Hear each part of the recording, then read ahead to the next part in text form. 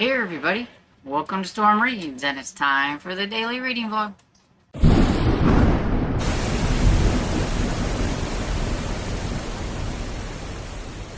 Good afternoon.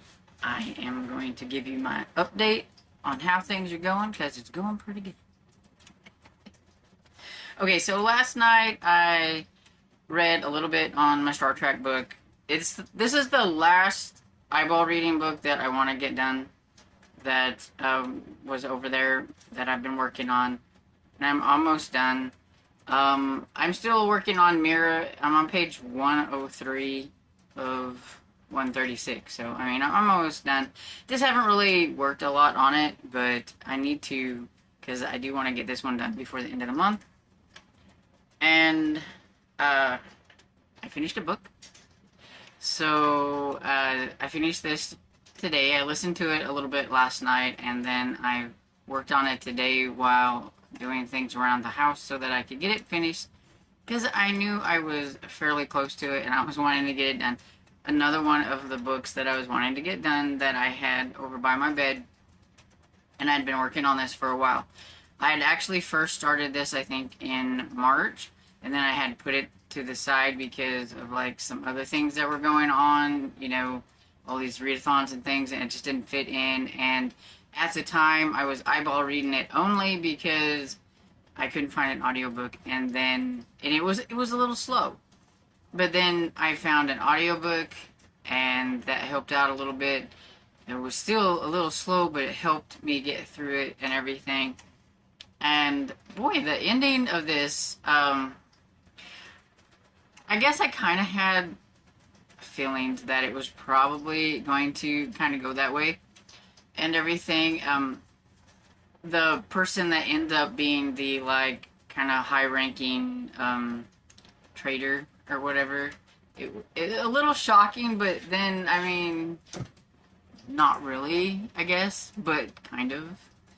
And I think it kind of sets up things, though, about like maybe Bernard, and I would think, personally, I would think it would make me view things a lot differently going forward. But there was an author's note at the end of this, and not in this book per se. It just has a little about the author, but in the recording that I listened to, and I think that was from like 2010, the author's note, and it talked about like his thoughts on creating Bernard Sampson and what he wanted his stories to be able to do.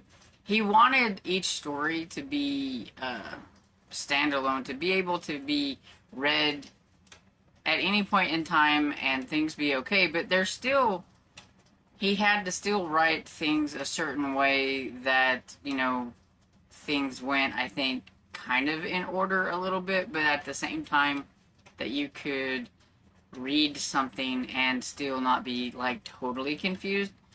So like, I think this one sets it up where you know who the characters are, you know all the people that he's working with, you know now know a lot more about him because this is the first book and things like that. But then you might be able to pick up a book and be like, you know, okay, these are the characters in the book, but you don't really know them as much as if you was to read the first book and everything. But he did want them to be like read as standalone books. I thought it was interesting how he wrote Bernard Sampson, because he wrote his character in 3 trilogies. So there's 9 works, but there's 3 different trilogies. So I don't know if that's like going to be like 3 different sections of his life or eras in his life or something or whatever. I do know that I have the first book in the 2nd trilogy and everything, but of course I will not be reading that until I read Mexico Set, I think it is, in London Calling, I think are the ones in this trilogy. And then it's the Hook, Line, and Sinker trilogy, and then I can't remember what the last trilogy is, but I think it's like Faith, Hope, and Charity are the book titles, I think. I looked this up earlier, but yeah, now I don't remember. But anyway, I think it's kind of interesting that he chose to write this character in 3 trilogies. So, yeah, at times it was slow and it was a little boring and everything, but I was still invested in wanting to know who the traitor was and what was going to happen to poor old Brahms 4. So that's why I kept going and everything. This book is in a guy's list that I seen on BookTube, and I don't remember what his name is. Maybe I will try to look him up or whatever. But he does a lot of these videos where it's like the top 50 this and that. And he has a top 50 spy books, I think it is. And I haven't finished like looking at that to see what like all the books were. But this book is in the top 50. And everything. And so I was like, well, it's pretty popular if it's in like the top 50.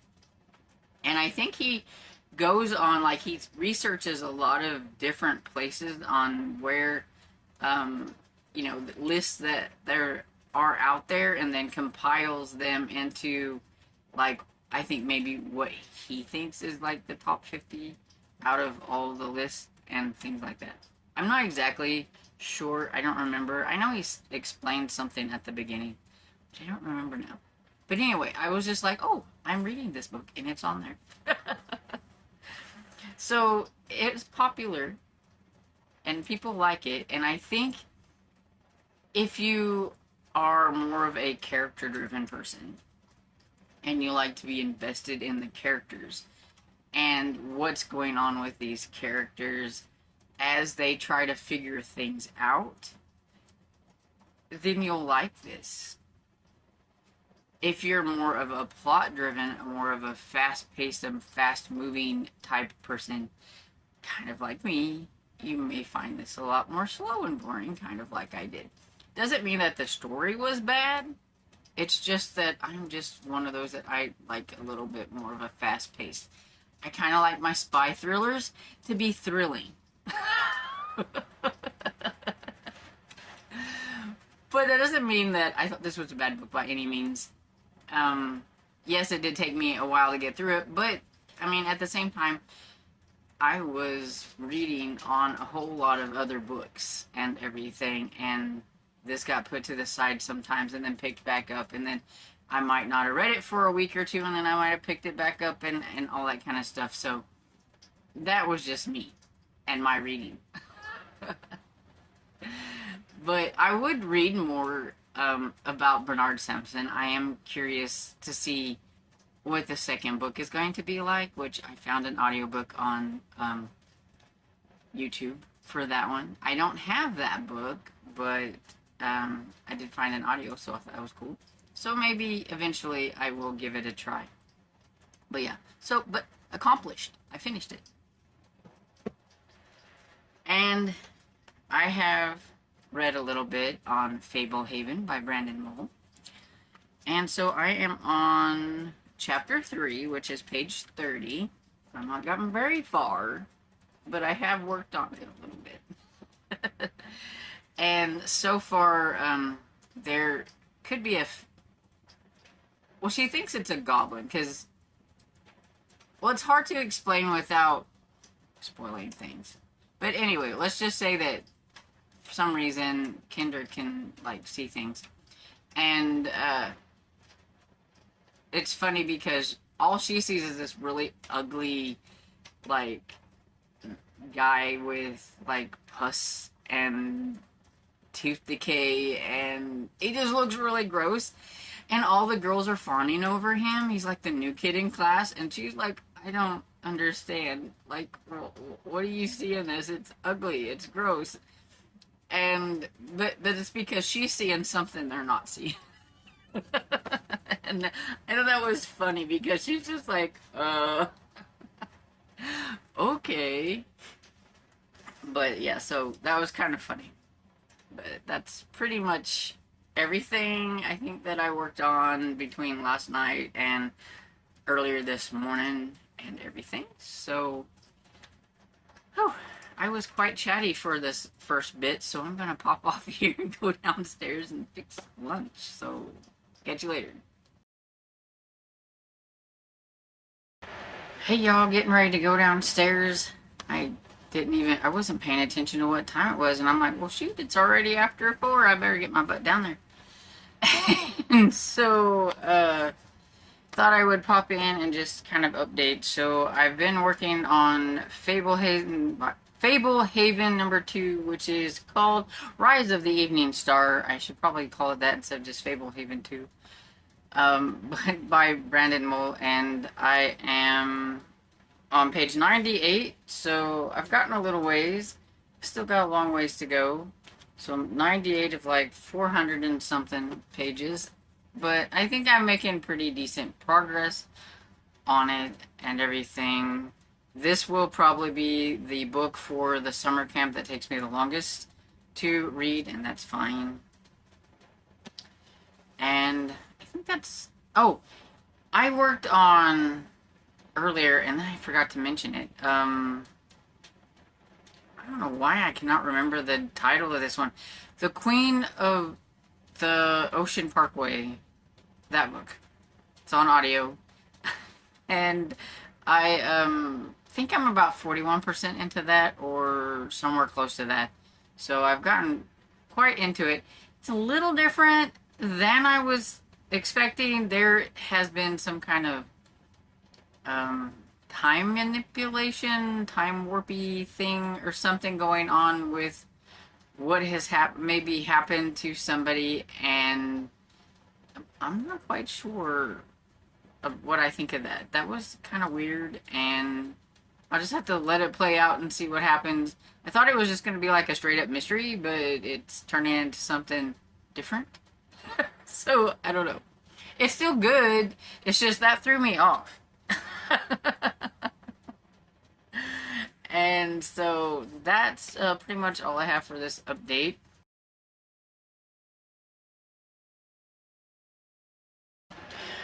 Hey, good evening everybody. I'm coming in here to wrap everything up. I didn't really read a whole lot or, listen to anything. I was watching YouTube. I was watching this one lady whose name I can't remember do her, like, what she eats in a day. She lost 100 pounds, but she eats only the kind of food she wants. She doesn't eat anything yucky. Like, so, like, she'll have a sandwich and she has some chips with it. But, you know, she just uses her portion control and things like that. Her name was, like, Jeannie or Janine or something. I can't remember. But she lost, like, 100 pounds, I think she said. And somebody I hadn't seen before, and so I was just watching some of her full days of eating type things, just seeing what kind of ideas I can get. Some of that stuff's a little bit too expensive for me to be eaten, but I can still get ideas off of it. And she was pleasant to listen to. So I did, when I went outside to check my garden, I listened to a little bit of can I never think of the name of it? The something Ocean Parkway. Why can I not, for the life of me, remember that title? I don't know. The Ocean Parkway thing, like, messes me up, and I can't think of what the rest of the title is. But anyway, I don't know how far I got or anything like that. I just know that I listened to a little bit of it while I was out there. And you would have seen my supper. I experimented a little bit with, you know, because I've seen some people make things, and I used a half a pound of turkey meat that I had, and I saved the other half for another time, trying to spread my stuff out. Put in a can of black beans and taco seasoning. And then I had one of those Knorr Spanish rice sides, and I put that in too and everything, and cooked it all. Once the meat and stuff was cooked up, I put it in and cooked it to the package instructions. And it's hot in this little corner over here. And I did that, and then afterwards I had one little Velveeta, the Velveeta cheese, like in little packages, like you would get in like the mac and cheese, except they sell them by themselves, and we had gotten some at the Dollar Tree, and I had one of those, and I was like, I need some cheese, and we're currently almost out of like the shredded cheese, so I squeezed it in there and made a cheesy rice, bean, and turkey thing, and we had some white corn tortillas. I tried to crisp Dad's up in the air fryer so that he could have crispy tacos.